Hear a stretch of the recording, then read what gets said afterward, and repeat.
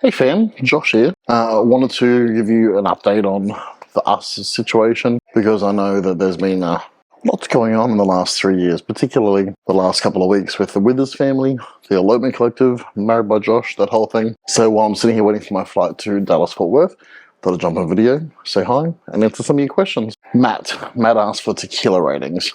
Matt, I can tell you that Palometer, poor tequila. But in Mexico, you don't really ask for a special brand of tequila when you're in the restaurant or whatnot. You just get what they give you, and it's amazing. Here's the tip though. Tequila is just a type of mezcal.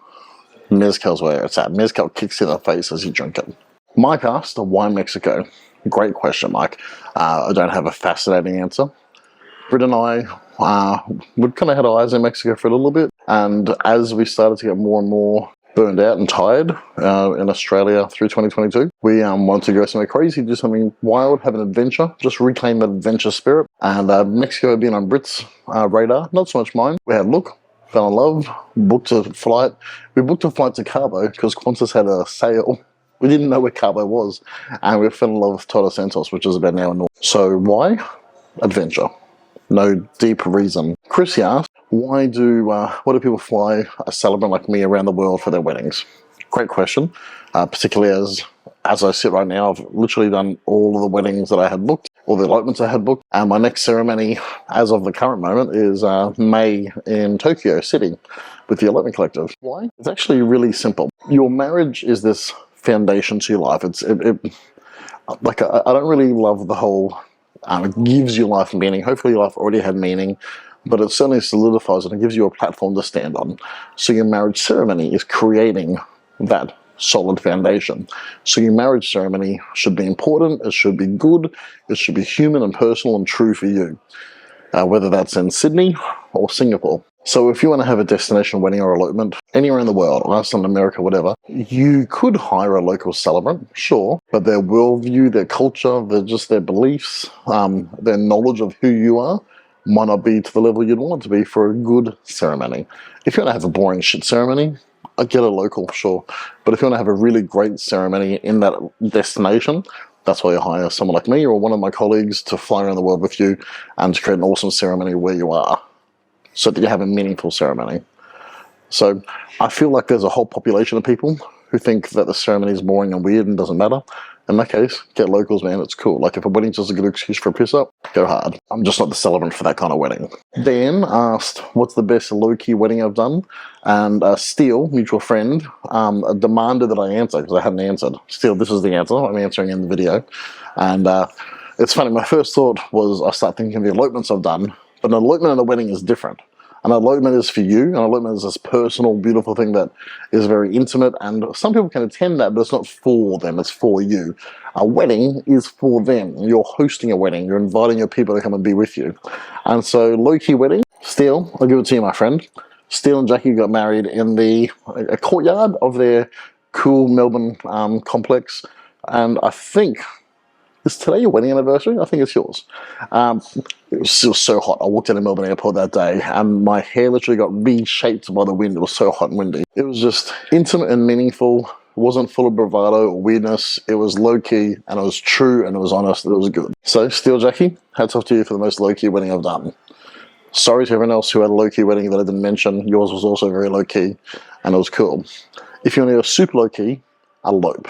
Eloping is about just doing this low-key awesome thing where the two of you can be celebrated and you can breathe your marriage to life in a really honest and true and intimate and small in a low-key way. But an elopement isn't a wedding. Chantell asked how often I meet with my couples to do personalized ceremonies because I do ceremonies without a script, that are personal.